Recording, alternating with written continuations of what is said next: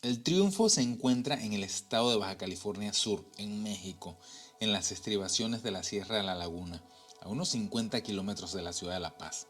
Hoy es un pueblo pequeño y silencioso, pero durante el siglo XIX fue uno de los motores económicos más importantes de la península.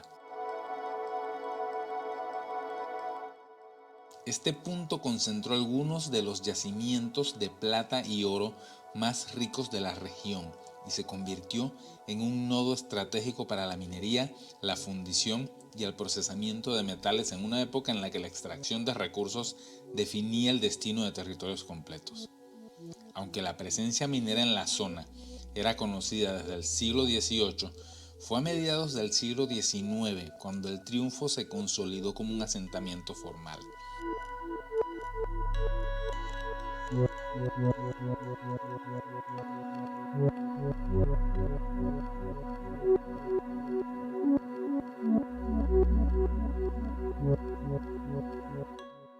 El descubrimiento de vetas de plata transformó un entorno aislado en un centro industrial activo, atrayendo inversionistas, ingenieros y trabajadores de distintas partes de México y del extranjero. En pocas décadas, el pueblo creció de manera acelerada, desarrolló infraestructura, servicios y una vida social intensa hasta convertirse en el principal centro minero de Baja California Sur y uno de los más importantes del noroeste mexicano.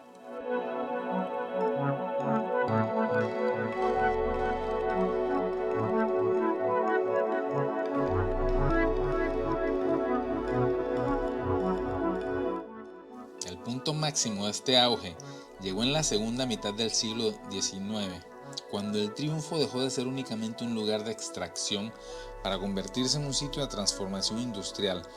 Marcó el momento en que el pueblo alcanzó una escala que hoy resulta difícil de imaginar.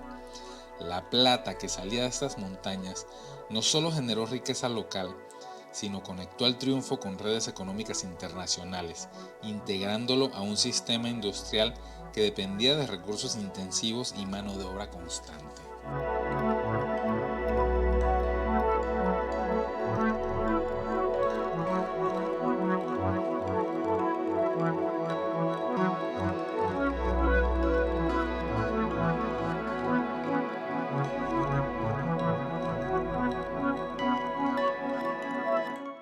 Sin embargo, ese mismo auge definió su destino.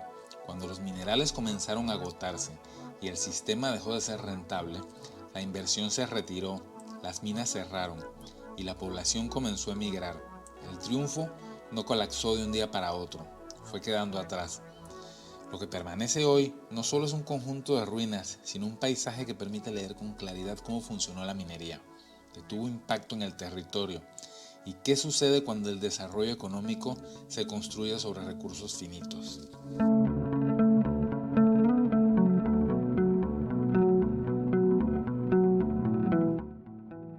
El crecimiento del Triunfo no fue gradual ni moderado, fue acelerado y agresivo.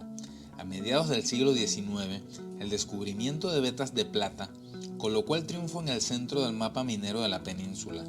La extracción se intensificó, llegaron capitales extranjeros y el pueblo comenzó a transformarse a una escala inédita para Baja California Sur. Lo que antes era un asentamiento aislado se convirtió en un punto de atracción para ingenieros, técnicos y trabajadores que venían a sostener una industria que no podía detenerse.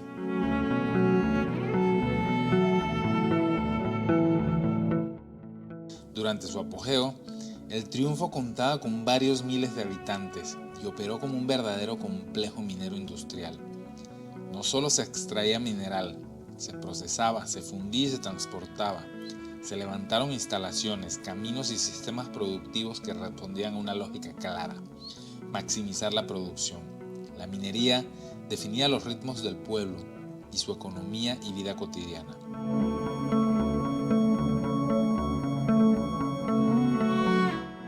Todo giraba en torno a los minerales de alto valor. El símbolo más claro de ese momento fue la construcción de una gran fundición equipada con tecnología muy avanzada para su tiempo. Para sostener ese sistema se erigieron estructuras monumentales, entre ellas la chimenea conocida como la Ramona, con sus 47 metros de altura, Era una pieza fundamental de un proceso industrial intensivo que operaba día y noche.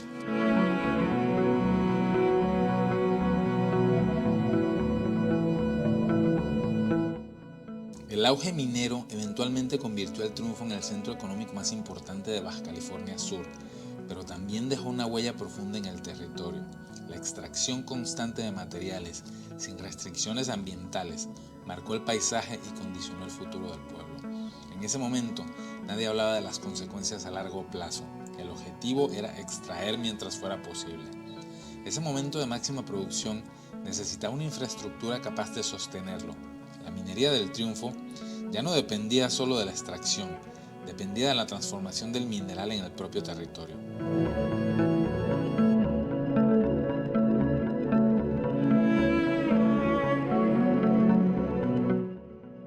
La chimenea conocida como La Ramona fue levantada como parte del sistema de fundición que procesaba grandes volúmenes de plata y otros metales.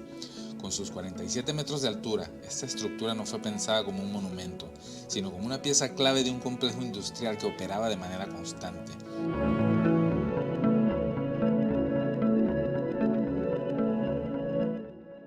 Como dato curioso, el diseño de la Ramona se atribuye a Gustave Eiffel, pero no hay pruebas sólidas de que esto sea verdad.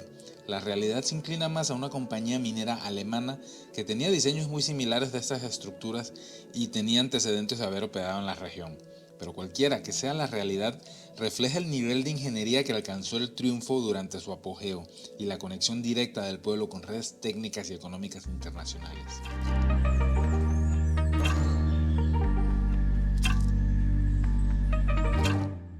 Durante décadas, la chimenea expulsó los residuos de una industria que crecía sin límites.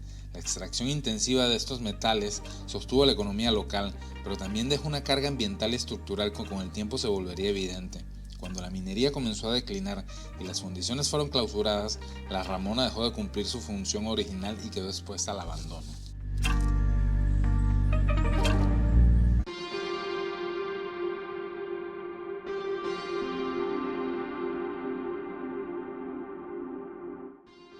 Hoy la Ramona se mantiene como el símbolo más visible del Triunfo. Detrás de esa estructura monumental hubo personas, muchas, y casi ninguna aparece en estos relatos oficiales.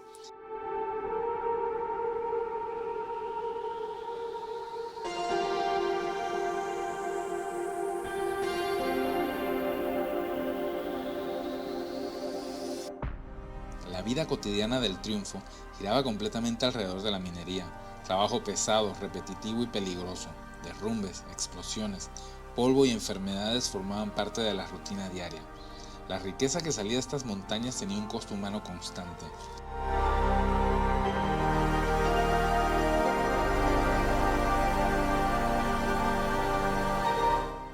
El pueblo creció al ritmo de la producción.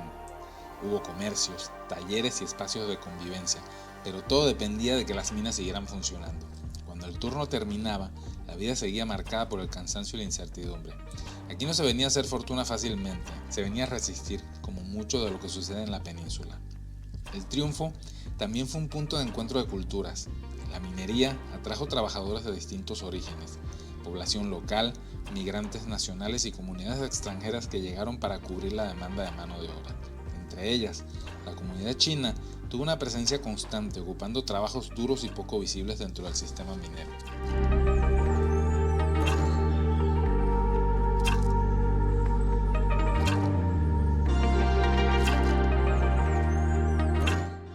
Estas personas no solo trabajaron aquí, vivieron aquí, enfermaron acá y murieron acá. Su historia quedó fuera de los grandes relatos del auge minero, pero permanece inscrita en el paisaje y en los espacios que dejaron atrás. Cuando la minería comenzó a declinar, la mano de obra fue la primera en quedar expuesta. Sin trabajo, sin respaldo y sin alternativas, muchas personas abandonaron el Triunfo.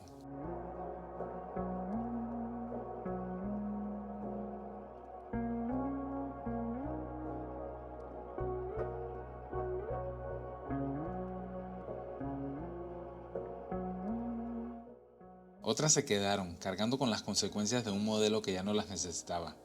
Ese es el punto donde el discurso de la riqueza se rompe, porque antes de las ruinas, antes del abandono, hubo cuerpos sosteniendo cada turno, y algunos de ellos quedaron enterrados aquí.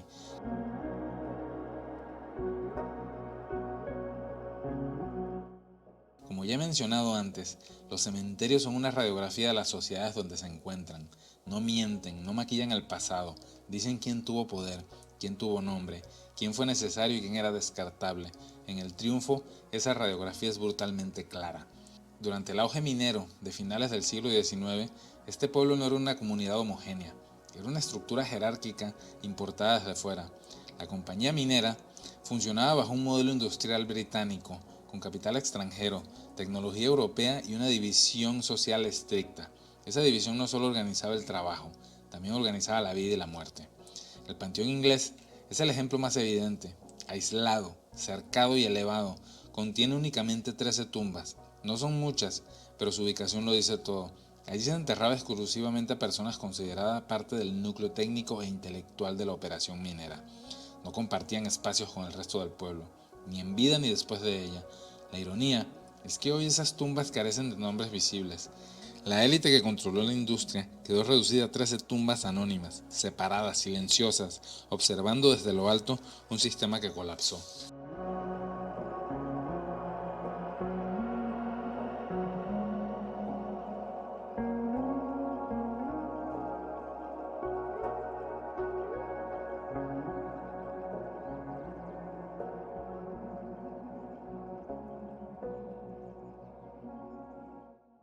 Más abajo, en otro punto del paisaje, está el panteón chino, y aquí la historia cambia de tono, pero no de dureza. Los trabajadores chinos fueron traídos al Triunfo como mano de obra contratada para los trabajos más pesados y peligrosos. Eran esenciales para la operación minera, pero nunca considerados iguales. La segregación racial de la época dictaba que no podían ser enterrados junto a europeos ni a la población local. Por eso existe un panteón chino específico, no por tradición, sino por exclusión social. Este cementerio representa una comunidad que sostuvo la minería con el cuerpo, jornadas largas, trabajo extenuante, escaso reconocimiento y ninguna presencia en los registros oficiales. La mayoría de los nombres se perdieron en la noche de los tiempos. Muchas historias no son contadas. Este panteón no es monumental, pero es profundamente elocuente. Es la prueba física de que hubo un grupo indispensable para el auge económico, pero prescindible para la memoria histórica.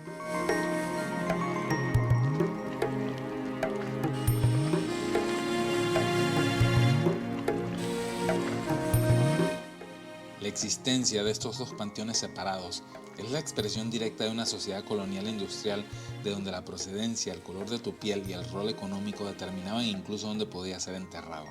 La muerte no igualó a nadie aquí, solo congeló las desigualdades de un sistema. Hoy, caminar entre estos espacios es leer al Triunfo sin filtros. Las chimeneas cuentan la historia del progreso, las chimeneas hablan de la tecnología, pero los panteones revelan verdades humanas. Un pueblo construido por trabajadores invisibles, dirigido por intereses extranjeros y marcado por una segregación tan profunda que todavía se puede caminar entre ellos.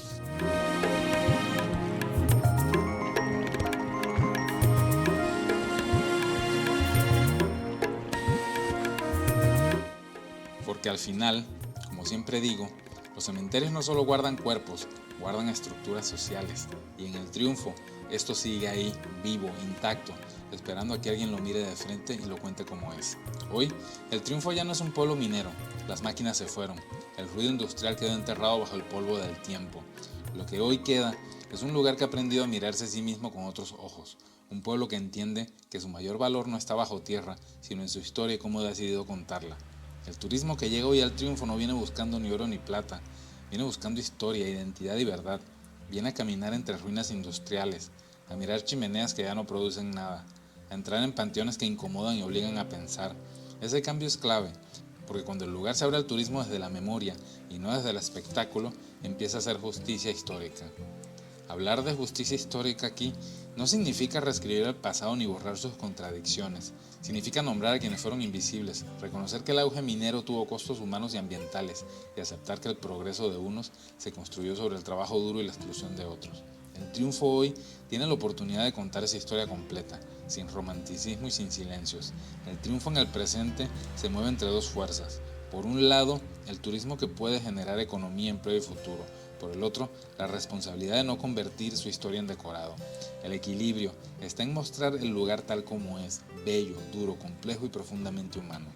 Porque cuando el turismo se hace con conciencia, deja de ser consumo, se vuelve aprendizaje, y cuando un pueblo se atreve a contar su historia completa, incluso la incómoda, empieza a saldar cuentas con su pasado. Eso es el triunfo hoy, un territorio donde la memoria no es un lastre, sino una herramienta para construir un futuro más justo.